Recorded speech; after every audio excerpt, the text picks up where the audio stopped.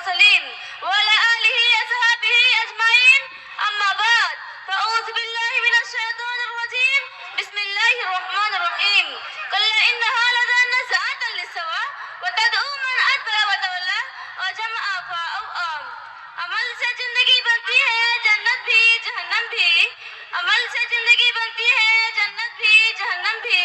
یہ خاکی اپنے فطرت میں نہ نوری ہے نہ ناری. صدر جلسہ اور خواتین اسلام، اس وقت میں آپ کے سامنے جہنم اور اس کے عذاب کے سلسلے میں کچھ باتیں پیش کرنے جا رہی ہوں، اور آپ سب سے امید رکھتی ہوں کہ میرے باتوں کو دھیان سے سنیں گے اور اس پر عمل کرنے کی کوشش کریں گے. معزز سامعین اور سامعات، ہمارا عقیدہ اور ایمان ہے کہ اس دنیا کے بعد ہمیں ایک دوسرے دنیا میں جانا ہے.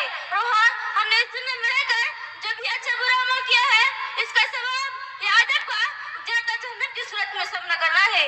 اور ہم ہر سانس کے ساتھ اس قبر کی طرف جا رہی ہے جو اس دنیا کی پہلی منزل ہے. اور آگمن کرتے ہی ہمارے عمل کی خبر اور سزا سامنے آنے لگتی ہے جو اس آخرت کا ثواب یا عذاب کی جھلک ہوتی ہے. لیکن میں آپ کو اس وقت اس جہنم اور اس کے عذاب کے بارے میں بتانے جا رہی ہوں جو آخرت میں گناہگاروں نافرمانوں بے نمازوں کا ٹھکانہ بنے گی. اس کے بارے میں اللہ رب العزت فرماتے ہیں کلا انہا لظی نزاعۃ للسویٰ، یقیناً وہ ایک دہتی ہوئی آگ ہے جو کھالوں کو بھون کر ادھیڑ دے گی.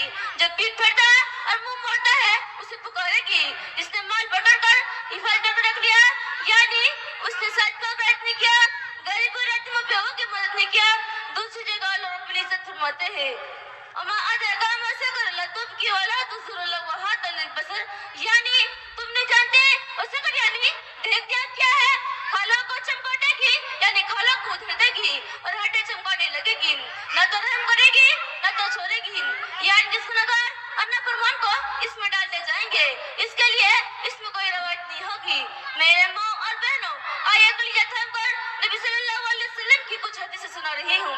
ترمذی کی حدیث ہے جیسے ابو ہریرہ رضی اللہ عنہ روایت کیا ہے کہ رسول صلی اللہ علیہ وسلم فرمایا جہنم کو ایک ایسا تک دھویا گیا تو لال ہوئی، پھر ایک ایسا تک دھویا گیا تو سیاہی ہوئی، اور ایک ایسا تک دھویا گیا تو سفید ہوئی.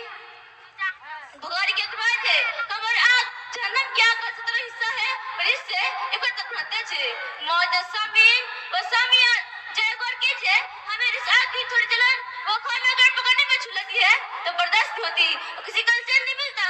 اور ایک حدیث میں اللہ کے نبی صلی اللہ علیہ وسلم فرماتے ہیں سب سے حق عجاب اسے ہوگا جس کے پیروں میں آگ کی جوتے ڈال دیے جائیں گے اور اس کی وجہ سے اس کا سر کا بھیجا کھولتا رہے گا. کسی شاعر نے خوب بھی کہا ہے عتیسے دوزخ نہ دیکھ غضب سے مجھ کو، عتیسے دوزخ نہ دیکھ غضب سے مجھ کو، بڑا راہیم و انسان گنہگار ہوں میں. میرے ماں اور بہنوں، اے جہنم کے عذاب کے جھلکے اور میں نے آپ کے سامنے پیش کر دی ہے. بات میرے نہیں اللہ اس رسول کی ہے، اس لیے میرے نہ مانو، اللہ اس رسول کی مانو، میرے نہیں اپنے لیے مانو.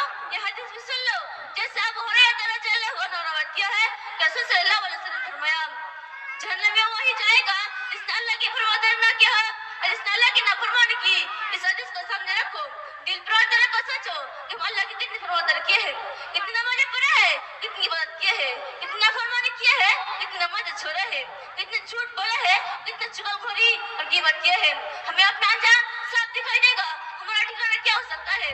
لیکن ابھی وقت ہے، دیکھیے اللہ سے توبہ کیجیے، گناہوں کی مغفرت مانگے اور وروں کو دعا کیجیے اور چند روز کی دنیا کو چھوڑ کر آخرت کو بتائیے کہ کوئی کام نہ آئے گا اور نیک عمل اور اللہ کے ڈر سے تو آنسو ہی کام آئے گا. رسول صلی اللہ علیہ وسلم نے فرمایا کہ جو کچھ میں جانتا ہوں اگر تم چاہو تو خود کھو رہو گے اور جاتا روتی رہو گے. معزز سامعین، ابھی اللہ کی یاد کرتے رہو جب تک سانسیں تمہارے میں، اور آنکھ بند کرنے کے بعد پھر اپنا نیک عمل ہی کام آئے گا. آخر میں اللہ تعالیٰ سے دعا ہے اے اللہ ہمیں نیک عمل کرنے کی توفیق عطا فرما، جہنم سے نجات دے. السلام علیکم ورحمۃ اللہ وبرکاتہ.